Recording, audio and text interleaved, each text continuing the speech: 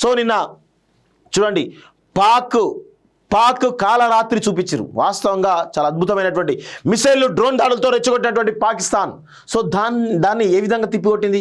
మిసైళ్ళు drone దాడులు ఈరోజు ఎక్కడైనా జమ్మూ కాశ్మీర్లో ఏదైనా ప్లేసెస్లో జరిగితే ఖచ్చితంగా చాలా పెద్ద ఎత్తున ప్రాణ నష్టం జరిగే అవకాశం ఉండే. కానీ భారత ఆర్మీ ముఖ్యంగా S-400 డిఫెన్స్ మిసైల్ సిస్టమ్ని ప్రయోగించి వాటిని తిప్పికొట్టింది.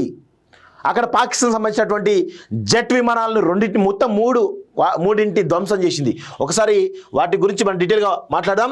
పాక్కు సంబంధించినటువంటి F-16 2 JF ఫైటర్ జెట్స్ను నేలమట్టం చేసింది ఈ S-400 మిసైల్ సిస్టమ్ ద్వారా. ఇది పాకిస్తాన్కు కోలుకోలేనటువంటి దెబ్బ. భారత సైన్యానికి చిక్కిన పైలట్ పాకిస్తాన్ చర్యకు ప్రతిగా భారత ఆర్మీ ఏం చేసింది తెలుసా? లాహోర్, ఇస్లామాబాద్, సియాల్కోట్, పెషావర్లపై దాడి. తొలిసారిగా S-400 ప్రయోగం. కరాచీపై విరుచుకుపడిన నౌకాదళం పోర్టు ధ్వంసం. పోర్టు కూడా ధ్వంసం చేసిందని చెప్పేసి తెలుస్తూ ఉంది. పాక్ ప్రధాని ఇంటి సమీపంలోనే భారీ పేలుడు. బంకర్లోకి షహబాజ్ షరీఫ్ అనంతరం విదేశాలకు పారిపోయినట్టు వార్తలు అంటూ చూస్తూ ఉన్నాం. సో పాకిస్తాన్ ప్రధాని ఈరోజు పారిపోయింది అని చెప్పేసి ఒక వార్త వస్తుంది, బంకర్లో దాక్కుని చెప్పేసి ఒక వార్త వస్తుంది. సో ఇక పాకిస్తాన్ ఎవడు కాపాడుతాడు? ఎవడు కాపాడే పరిస్థితి లేదు. భారత ఆర్మీ కూడా చేతులెత్తేసింది. పాకిస్తాన్ ఆర్మీ కూడా చేతులెత్తేసింది. సో పాకిస్తాన్ ఆర్మీ చీఫ్ అసలు ఎక్కడో కూడా తెలియని పరిస్థితి అయితే కనబడతా ఉంది. సో గట్టిగా జవాబిస్తాం, సహనాన్ని పరీక్షిస్తే ఇదే పర్యవసనం అంటూ ఈరోజు రక్షణ శాఖ మంత్రి రాజ్నాథ్ సింగ్ సీరియస్ వార్నింగ్ ఇచ్చిన పరిస్థితి కనబడుతోంది. భారత్ వ్యతిరేక ప్రచారాన్ని ఉపేక్షించొద్దు, సీఎంలకు అమిత్ షా ఆదేశం అంటూ చూస్తా ఉన్నాం. ఎవరైతే ఇప్పుడు జరుగుతున్నటువంటి చాలామంది వ్యక్తులు భారతదేశంలో వండుకుంటూనే పాకిస్తాన్ వంత పాడుతున్నటువంటి కొంతమంది ఎవరైతే ఉన్నారో వాళ్ళను ఖచ్చితంగా కేసులు పెట్టాలి, శిక్షించాల్సిందే, ఇవన్నీ చేయాల్సిందని చెప్పేసి కూడా బరాబర్ మేము చెప్తా ఉన్నాం. సైన్యానికి సెల్యూట్. ఖర్గే పాక్ మూలాలున్న కంటెంట్ నిలిపివేయండి, ఓటీటీలకు కేంద్రం ఆదేశాలు. ఇదొక ఇంపార్టెంట్ న్యూస్గా మనకు కనబడతా ఉంది. సో భారత్ పాక్ మధ్య యుద్ధం దాదాపుగా మొదలైంది. తొలుత మిలిటరీ డ్రోన్లతో భారత్ పైకి పాక్ దాడులు చేసి యుద్ధానికి ఆజ్యం పోసింది. వాటిని ఇండియా సమర్థవంతంగా తిప్పికొట్టింది. పాకిస్తాన్ నుంచి వచ్చినటువంటి సుమారు 20 క్షిపణులను భారత్ నేలమట్టం చేయడంతో పాటు ఆ దేశ యుద్ధ విమానాలను నేలకూల్చింది. అమెరికాలో తయారైనటువంటి F-16ను ధ్వంసం చేసిన భారత ఆర్మీ చైనా నుంచి పాకిస్తాన్ కొనుగోలు చేసినటువంటి 2 JF-17 యుద్ధ విమానాలను కూడా ధ్వంసం చేసింది అంటూ చూస్తాం. సో చైనా ఇచ్చినటువంటి JF విమానాలను కూడా నేలమట్టం చేసింది. చైనా ఐటెంలు ఎట్లుంటాయి తెలుసు అందరికీ. చైనా ప్రోడక్ట్స్ ఎంత దరిద్రంగా ఉంటాయో, కాపీ ప్రోడక్ట్స్ అన్నట్టువన్నీ. సో ఈ విధంగా దరిద్రంగా కనబడతా ఉంది.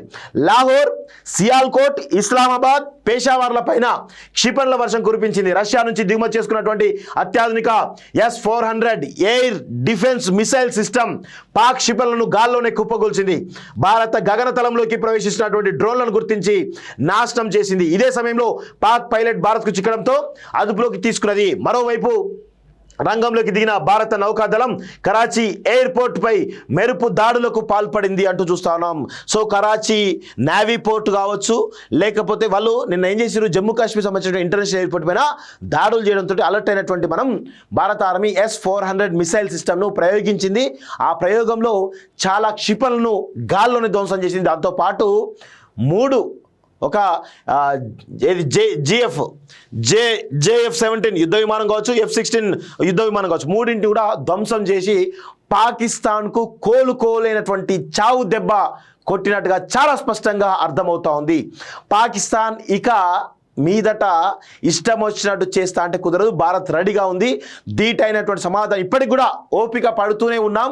ఇక ఓపిక ఆ సహనాన్ని పరీక్షిస్తామంటే మా ఓపిక నశిస్తే ఖచ్చితంగా పాకిస్తాన్ అతలాకుతలమవుతుంది.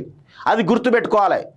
ఖచ్చితంగా పాకిస్తాన్ను చావు దెబ్బ కొడుతుంది అనేటువంటి విషయంలో ఎట్టి పరిస్థితుల్లోనూ వెనకడుగు వేసేది లేదు అనేటువంటి కోణంలో ఈరోజు చాలా స్పష్టంగా భారత ఆర్మీ త్రివిధ దళాలు అయితే కనబడతా ఉన్నాయి. 100% భారత్ పాకిస్తాన్ యుద్ధం మొదలైంది అని అనుకోవడానికి ఖచ్చితంగా కొన్ని నిన్న జరిగినటువంటి ఇన్సిడెంట్స్ అయితే కనబడతా ఉన్నాయి. ఎప్పుడైనా ఎలా అయినా ఏ విధమైనటువంటి దాడి జరుగుతుందో తెలియని పరిస్థితి కనబడతా ఉంది. సో ప్రజలందరినీ కూడా అలర్ట్ చేస్తున్నారు. ఎక్కడైతే సరిహద్దు రాష్ట్రాలు ఏవైతే ఉన్నాయో ఆ సరిహద్దు రాష్ట్రాల్లో ఉన్నటువంటి ప్రజలందరినీ కూడా ఈరోజు ఎవరిని కూడా బయటికి రాకుండా బ్లాక్అవుట్ చేస్తున్నట్టుగా చాలా స్పష్టంగా భారత ప్రభుత్వం త్రివిధ దళాలు ఆదేశాలు జారీ చేసినటువంటి సందర్భాలు మనకైతే కనబడతా ఉన్నాయి. ఖచ్చితంగా భారతదేశ ఆర్మీ స్ట్రాంగ్గా ఉంది. ఎవరు భయపడాల్సినటువంటి అవసరం అయితే లేదు. ఖచ్చితంగా పాకిస్తాన్ చేసేటువంటి కుట్రలను తిప్పుకోవడంలో భారతదేశం సమర్థవంతంగా ఎదుర్కోవడానికి సిద్ధంగా ఉంది. ప్రజలు ఎవరు కూడా భయపడాల్సిన అవసరం లేదు అని చెప్పేసి కూడా చాలా స్పష్టంగా తెలుస్తూ ఉంది. దాడి కాదు ప్రతిదాడి, పాక్ చేస్తున్న హింసకు జవాబు ఇస్తున్నాం. Colonel Sofiya, wing commander Vyoma Singh, విదేశీ వ్యవహారాల కార్యదర్శి మిస్త్రీ అంటూ నిన్న ప్రెస్ మీట్లో చెప్పినటువంటి విషయం మనం చూస్తూ ఉన్నాం. సో మొత్తానికైతే ఇక దీని గురించి చాలా డీటెయిల్గా మనం మాట్లాడాల్సినటువంటి అవసరం అయితే కనబడతా ఉంది. విదేశాల్లో ఉన్నత విద్యను చదువుకోవాలని అనుకుంటున్నారా? అయితే వెంటనే ఫ్లైగ్రాడ్ ఓవర్సీస్ ఎడ్యుకేషన్ కన్సల్టెన్సీని సంప్రదించండి. మీ విదేశీ కలలను సాకారం చేసుకోండి. ఫ్లైగ్రాడ్. సో నిన్న చూడండి, పాక్ కాలరాత్రి చూపించారు. వాస్తవంగా చాలా అద్భుతమైనటువంటి మిసైళ్ళు డ్రోన్ దాడులతో రెచ్చగొట్టినటువంటి పాకిస్తాన్ సో దాన్ని ఏ విధంగా తిప్పికొట్టింది. మిసైళ్ళు డ్రోన్ దాడులు ఈరోజు ఎక్కడైనా జమ్మూ కాశ్మీర్లో ఏదైనా ప్లేసెస్లో జరిగితే ఖచ్చితంగా చాలా పెద్ద ఎత్తున ప్రాణ నష్టం జరిగే అవకాశం ఉండే. కానీ భారత ఆర్మీ ముఖ్యంగా S-400 డిఫెన్స్ మిసైల్ సిస్టమ్ని ప్రయోగించి వాటిని తిప్పికొట్టింది. అక్కడ పాకిస్తాన్ సంబంధించినటువంటి జెట్ విమానాలను మొత్తం మూడింటి ధ్వంసం చేసింది. ఒకసారి వాటి గురించి మనం డీటెయిల్గా మాట్లాడదాం. పాక్కు సంబంధించినటువంటి F-16 2 జే ఫైటర్ జెట్స్ను నేలమట్టం చేసింది ఈ S-400 మిసైల్ సిస్టమ్ ద్వారా. ఇది పాకిస్తాన్కు కోలుకోలేనటువంటి దెబ్బ. భారత సైన్యానికి చిక్కిన పైలట్ పాకిస్తాన్ చర్యకు ప్రతిగా భారత ఆర్మీ ఏం చేసింది తెలుసా? లాహోర్, ఇస్లామాబాద్, సియాల్కోట్, పెషావర్లపై దాడి. తొలిసారిగా S-400 ప్రయోగం.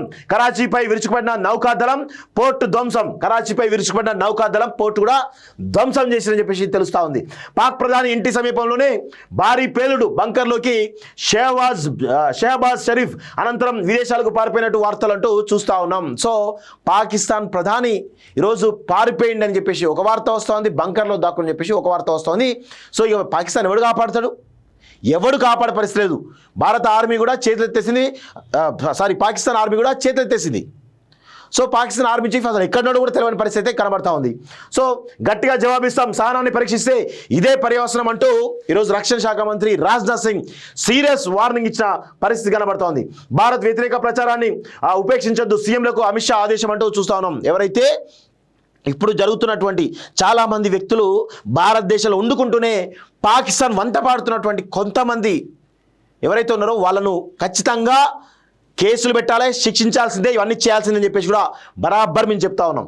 సైన్యానికి సెల్యూట్. ఖర్గే, పాక్ మూలాలున్న కంటెంట్ నిలిపివేయండి, ఓటీటీలకు కేంద్రం ఆదేశాలు. ఇదొక ఇంపార్టెంట్ న్యూస్గా మనకు కనబడతా ఉంది. సో భారత్ పాక్ మధ్య యుద్ధం దాదాపుగా మొదలైంది. తొలుత మిలిటరీ డ్రోన్లతో భారత్ పైకి పాక్ దాడులు చేసి యుద్ధానికి ఆజ్యం పోసింది. వాటిని ఇండియా సమర్థవంతంగా తిప్పికొట్టింది. పాకిస్తాన్ నుంచి వచ్చినటువంటి సుమారు 20 క్షిపణులను భారత్ నేలమట్టం చేయడంతో పాటు ఆ దేశ యుద్ధ విమానాలను నేలకూల్చింది.